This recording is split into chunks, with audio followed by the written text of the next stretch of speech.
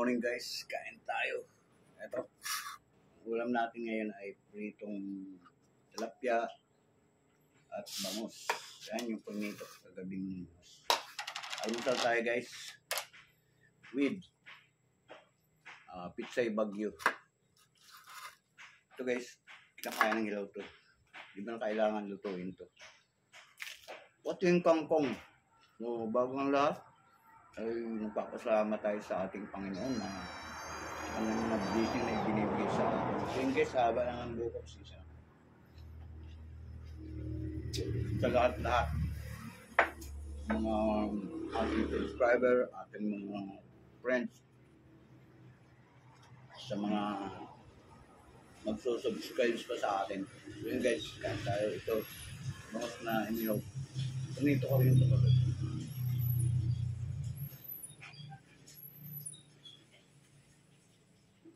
Tara, kain tayo. Sarap to guys, pang paano.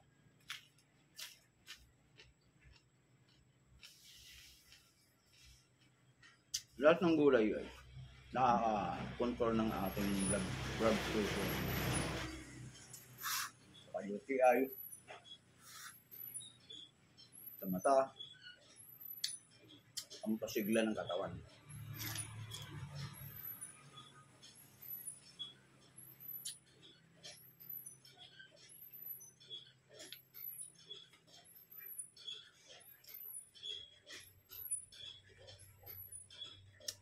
Ngayon tayo dito ng tilapia. Ang sarap bagong luto. So itong bangus, kagabi pa yan.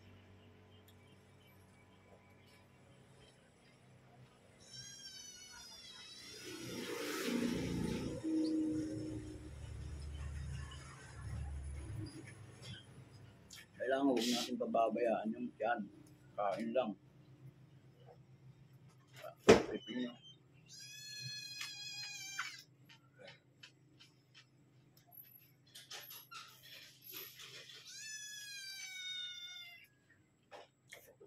Gumi.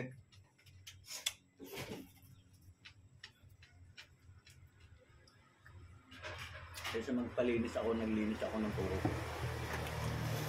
Hindi magpupuntahan ako. Birthday. Hindi po ng pamangking ko mamaya. Narciso, pupunta tayo doon. May inintay lang akong tao. Kasama ko nga pala yung aking manugang. At yung anak niya ay bagong panganak. Ay, yung asawa niya ay bagong panganak. Yung aking anak. Mali.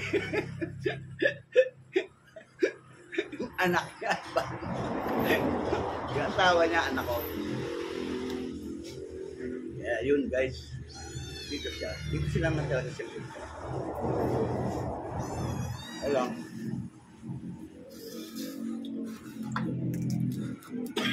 Excuse me.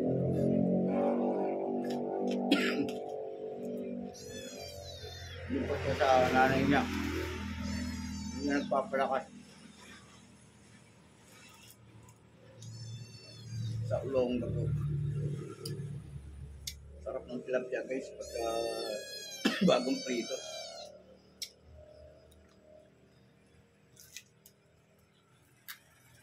Wala lang kamatis, naubos na. Ang mahal ng kamatis.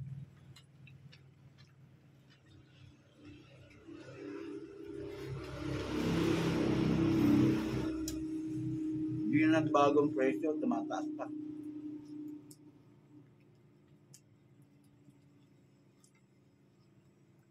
Alam mo lahat ng pagtaas may dahilan. Pero mali. Kasi ang kamatis talaga, totoo lang. Nagkakalat lang yun doon sa bagyo. Tinatapo na nga yung iba dahil walang bumibili.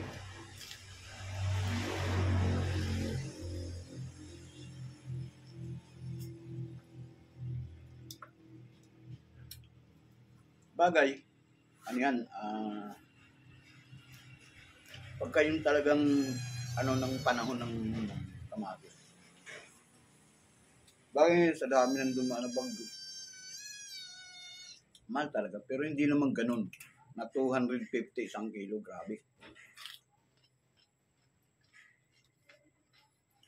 Hindi na bababa yan. Ganyan na lang yan. Hindi na natin kayang bumili ng 1 kilo. Bibili na lang natin ng ulam, na kung anong ulam para doon sa kamatis. Kasi kung bibili pa tayo ng kamatis, bibili tayo ng ulam, ang 1 kilo ng kamatis is 200. Bibili ka ng ulam na 300. Ulam yun ha. Kung gusto mo ng baboy, ang pinakamababang ulam, isda, nakakabili ng 50. Tapos ang bibili mo kamatis 50, di doble, di ba? So yan ay sinasanay lang tayo kung tutuusin. Hindi na ho yan bababa. Maniwala kayo sa akin. Tulad ng bigas. Nasanay ng tao. May angat, di ba? Wala. Hindi yan, wala naman tayong ano dyan, kundi pinaparating lang natin. Yan talaga hindi na kayang ibabayad. Kasi yung sibuyas, ganun. 250 na 1 kilo.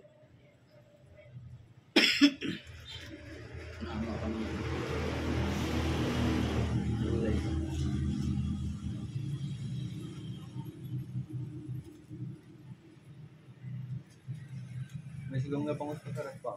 May sigang na bangus pa sarap. Yung? May sigang na bangus pa sarap. Sinigang? Meron pa doon ah.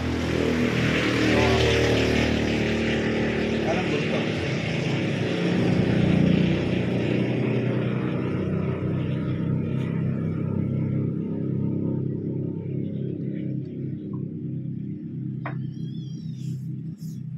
Sa umaga, kailangan malakas kang kumain para malit man yung kain mo ng alas 12. Hindi ka pa rin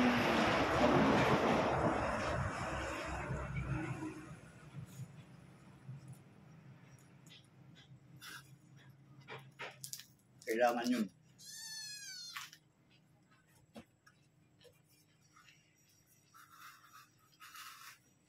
Ako minsan, hindi na ako makain ng tanghalian. Kung nagmamadali ako sa trabaho at matatapos ako ng mga expected kong alas 3 ng hapon, kakain ako ng umaga, alas 3 na ako kakain ulit.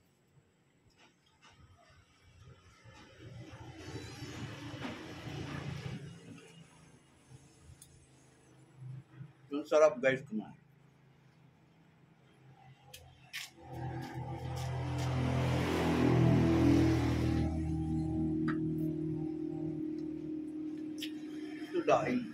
Daing na bang kaya ang sarap yung gasa niya medyo talab yung alat para hindi naman yung maalat na maalat yung saktong pagkagat mo ng dahon malalasahan mo yung isla.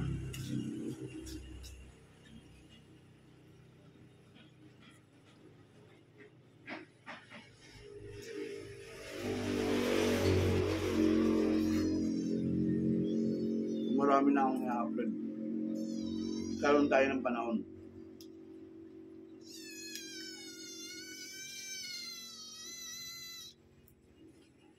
Mamaya pa, punta tayo ng San Narciso birthday. Mag-video ako doon. I-upload ko sa inyo. Kung ano yung mga kaganapan.